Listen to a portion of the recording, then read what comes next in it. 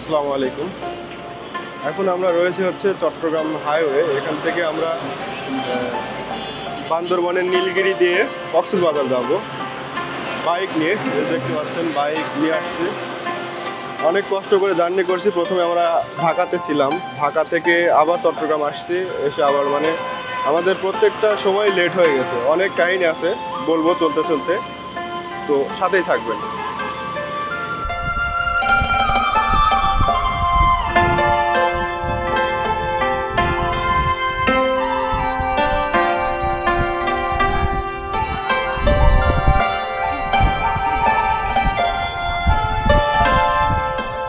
নীলগিরি পর্যন্ত যাইতে পারলাম না, বৃষ্টিতে ভিজে গেছি। ভিজা দেওয়ার অবস্থা খুব খারাপ। এখন কক্সবাজারের দিকে চলে যাব। তখন কোনোদিন সুযোগ হবে, তখন শীতের সময় আসবো। এখানে দাদু ছবি তোলা নিয়ে ব্যস্ত। সেই বলে সব সেই সুন্দর।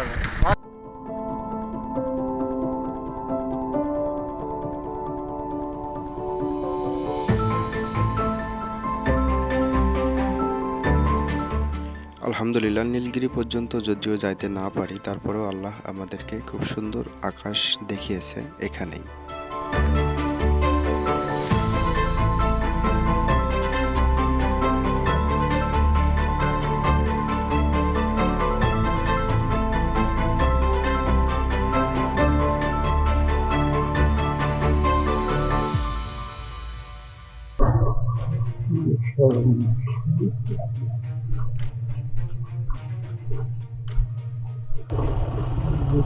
সেই বৃষ্টি।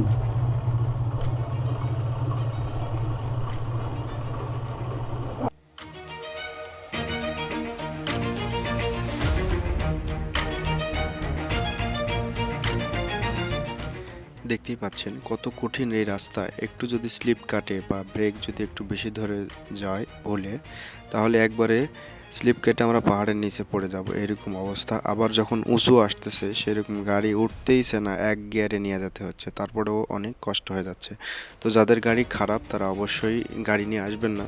আর গাড়ি নিয়ে আসার আগে একটু ভাববেন, অনেক ট্রাভেল হবে, কিন্তু অনেক কষ্ট হয়েছে আমাদের যেতে। ঢাকা গিয়েই মনে করছিলাম ব্যাগ দিব, কিন্তু তারপরেও অনেক কষ্ট করে আমরা গিয়েছি। এই যে দেখতে পাচ্ছেন উঁচুতে ওঠা অনেক কষ্ট হয়ে যাচ্ছে। হ্যাঁ, যাই হোক, তারপরেও উঠেছি। ওঠার পরে কষ্ট হলেও অনেক সুন্দর সুন্দর জায়গা, অনেক সুন্দর সুন্দর পাহাড়, উঁচু পাহাড়ি বাড়ি, অনেক সুন্দর ভিউ এখানে পেয়েছি।